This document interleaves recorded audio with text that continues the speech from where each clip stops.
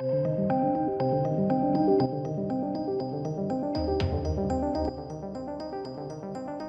streaming is in trouble due to HBO Max. We also have a report on the Batman. It will follow a relationship between Alfred and also Rob Liefeld. Yeah, the Deadpool creator, he's bitching once more that he's not getting money. And to round it all off, we have a new Stephen King adaptation. All that and more, so please do stay tuned. Before we get into today's news wrap up though, please do check out the link down below in the description box for my GoFundMe for my original short horror fantasy film. Yes, I am making a film. Support indie filmmakers because we all whine, we all moan that there's no creativity anymore. Well, support someone trying to make something new and original. Anyway, let's jump right into it. Okay, so this is a report from the Business Insider. I don't think anyone had to be a Business Insider to realise this. People have been saying this for ages. I myself included. I have been parroting this for a really, really long time now, that DC's streaming platform was essentially done. Why would they continue it when they have the likes of HBO Max? It doesn't make any sense. HBO, Time Warner, they were going to amalgamate it all into one thing. It makes perfect sense that they would. Why would anyone pay for DC streaming, DC Universe platform thing that they have when they're offering HBO Max? People cannot and will not, especially in a post-coronavirus world with the economies, justify multiple different subscription services. So HBO, Warner, they would be incredibly smart to amalgamate it. But anyway, now, because Business Insider is saying this, we finally are getting reports on the sort of media platforms of the day. Now, on the Business Insider report specifically, it states, and I quote, "Everything is about HBO Max now." And this is from a former Warner Brothers employee who worked with Digital Labs as well and worked on DC Universe before leaving the company earlier this year. And that's basically it. That is the full focus for Warner at this point in time. They say that most of the people who I'd worked with were confused about what HBO Max means for DC Universe, because if anyone knows and anyone remembers, we had DC Universe streaming for, it was literally a couple of months, if that, and then boom, they announced the brand new HBO Max, which was going to be, or is going to be, and I think it's actually got a lot of promise, going to be a competitor to the likes of Netflix. Now, they state that it seems like DC Universe is emphasizing its comics and nobody really seems to know where video falls into that, because that's one of the main selling points for DC Universe, is that you have access to all of the back catalogue, I believe, anyway. But that's a very niche society, like a niche element, right? That's a niche audience for sure, especially in the UK where the video for all of this stuff we don't have DC streaming universe.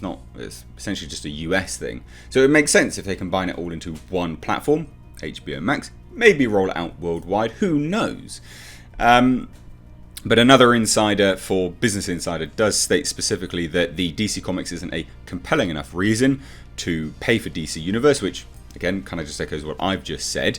And they say a lot of its content doesn't have an exclusive feel, which niche services need to secure long-term subscribers. Now that is from Richard Cooper, who is a research director at Ampere Analysis. Now he also goes on to say that lots of services have superhero content. Netflix does, for sure. Amazon does. Disney Plus does. Literally everyone has it. And he also says that we're not going to run out anytime soon, and it will be bigger budgets and more exclusivity compared to what DC Universe will be able to provide. The feeling in the office is that DC Universe is going to be around for at least another year or two, which is the former Digital Labs employee, so someone who's attached or was attached. They want to keep it around, but they want to keep it small. So it sounds like they're just going to be doing comics, I would imagine. The streaming video platforms that they have on this, I think that is going to be just kind of sold off to other companies here and there for distribution. Seems to be in the UK anyway.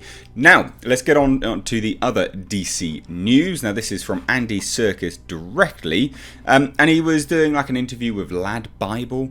If anyone doesn't know what that is, I believe it's a UK thing, believe it or not. Now he says, and this is just echoing what we've already heard before, but it's nice, people are all singing from the same tune, and it's just really good to hear more news about the Batman, especially in this kind of trying time. He says, I would say that's not far from the truth. It's very much about the emotional connection between Alfred and Bruce. That's really at the center of it, and it's a really exquisite script that Matt has written. Now, that he was asked very directly, is it a darker and brooding take? Because that's something which Colin Farrell had said. Now, he also says that Caine, so Michael Caine, was fantastic. His Alfred was legendary. I couldn't even begin to go there. Really.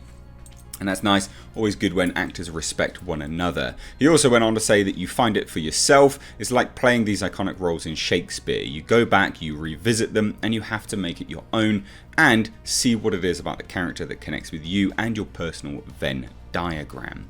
I was literally halfway through shooting my part in it when we got shut down, so it'll be interesting to see when that resurfaces how it has been affected by it. But it's going to be a beautiful film. So nice to see respect for previous actors, and good that he acknowledges that he is making it his own. It's really, really important that actors do that for sure. Now, before we get on to the news of Rob Liefeld bitching that he's not getting money, because that's basically what that news is. Surprise, surprise. I just want to remind everyone, for subscribers and things like that YouTube has really they've changed the algorithm somehow, some reason. I don't understand it. And no one is getting notifications for my videos. So there's a few things that I've had reported to me from subscribers. Make sure you check you're subscribed, because YouTube does unsubscribe people. When you click next to it, there's a little bell icon. Click the bell icon and click notify all, not personalized. YouTube will curate content for you, and there will be things that you miss. People have gone weeks without any of my content as a result of this selection. Secondly, a lot of the videos that you do get notified of, actually the emails fall into your spam folder. For some reason, I don't understand why. That's to do with Google, YouTube and Gmail. They're all connecting it all to one another. So please do check that as well. And you can also just follow me over on Twitter at Mr. H Reviews, and you'll probably be notified a little bit more when I share videos out over there. But that out of the way, let's get into this, shall we? So, Deadpool creator Rob Liefeld is just bitching and moaning that he's not getting money. Right? That's the crux of this. Deadpool creator Rob Liefeld blames Marvel Studios for there not being a third movie yet. It's as if this guy has got brain damage. He's been hit on the head and he just doesn't understand what has just happened. Guys, Fox was bought by Marvel, by Disney, right? There's a certain time span that they need to kind of get to grips with everything. They kind of need to shuffle things around. They kind of need to figure stuff out. I'm not defending Marvel, it's just a fact. And it's baffling to me that Rob Liefeld is just standing around bitching and moaning like this. This is nothing new, but we've also got to remember, and it's really, really important, that he has a vested interest in there being movies made, because he gets quite a substantial amount of money, because he's the creator. He has certain rights to this product. So he's basically complaining that he's not getting money. That's what it is. Now he says, and this was an interview with comicbook.com, and you'll see why I've taken such a harsh stance on this, because his comments are just utterly pathetic. I blame Marvel. Blame Marvel that hasn't happened yet. They are the reason it isn't happening. Whatever conundrum or it didn't fit into your master plan, just commission it, okay? Commission it. You know, if Frank Frazetta was still around, you would say, Frank, paint for me.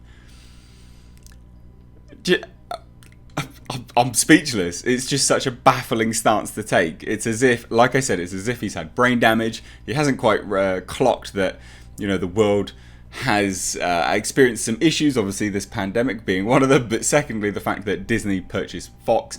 There has to be a sort of shuffling around, let the dust settle, and then move forward into production. A lot of the people that work on these things have even been fired. So you need to, push people on them. There's a balance that needs to be struck, but he's looking to get people to blame Marvel. He's looking to get people to complain about it, talk about it, and basically stir up a bit of controversy. And I'm not to defend Marvel, I don't particularly care, but this is all from a vested interest perspective. He wants some money, he wants those rights checks. Rob Liefeld, please, my boy, shut up. You're very transparent. No one is that naive.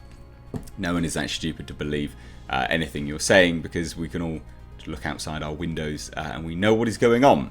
So anyway, last but not least, we're getting another Stephen King adaptation. Yes! Stephen King adaptations, they're still happening, ladies and gents. Of course they are. It's flavour of the month. It's flavour of the year. It's flavour of the decade. We all love some Stephen King adaptations. Now this is an interesting one, I guess, to some degree. It's Dr. Sleep filmmakers. They are tackling Stephen King novel Revival. Now, Dr. Sleep didn't do particularly well at the box office, but it wasn't a bad film. Not a terrible film by any stretch of the imagination. Doesn't hold a candle up to Kubrick again by any stretch of the imagination, but it is a fine film. You know, it was a good film in my eyes anyway. So it's good to see that they haven't been burned on the fact that it didn't perform particularly well. I like that. It's good when studios do that rather than just go, ooh, okay, tuck tail between the legs and run. It's nice. So Mike Flanagan is writing the adaptation for Warner Brothers. The great Stephen King revival continues this time literally. Mike Flanagan and Trevor Macy, the filmmakers behind last year's adaptation of the King novel Dr. Sleep, are tackling the author's 2014 effort Revival for Warner Brothers. Now I will say this, I'm really sick of Stephen King adaptations. I'm sure a lot of you are as well. There are other equally, if not better, much more fantastic novelists out there in horror, in all of this world, that can easily be tapped, easily be mined, and it's a shame that we keep going back to Stephen King. It is a shame. It absolutely is. There are better people out there that we can tap, that we can dive into. I don't understand the obsession with Stephen King. People seem to think that his name sells, and it does to a certain degree, but Jesus Christ, there's other people out there, okay? World, let's dive into it, shall we? So Flanagan is writing the script with an option to direct. Flanagan and Macy will produce via their pair's Intrepid Pictures. Now, the novel itself is focused on the relationship between a heroin-addicted musician and a dubious faith healer with a hidden agenda. The minister is obsessed with trying to find a way to communicate with his departed wife and child, but ends up connecting to a Lovecraftian horror. Now, that's one of the benefits of Stephen King, is he is heavily inspired by Lovecraft, so I like that. But just adapt Lovecraft. Just do that, right? Come on now. Shame, really. Now, Josh Boone, the Fault in Our Stars filmmaker whose New Mutants movie remains in limbo, previously tried his hand at adapting this material. So that's it. There's not too much else there. I mean, we've got the report on Dr. Sleep. It only grossed 72 million worldwide, so it lost money, but it's good to see that they've not been too burned on that. I like it. Happy with that. Now, also, the duo were behind the critically acclaimed Netflix series Haunting of Hill House. So, great. Yeah, good. Cool. I mean, they were fantastic. Those one takes were great. Or one shots, should I say. I will watch this, but let's move away from Stephen King, shall we? So anyway, guys, what do you think about all of this? DC streaming in trouble? That was obvious.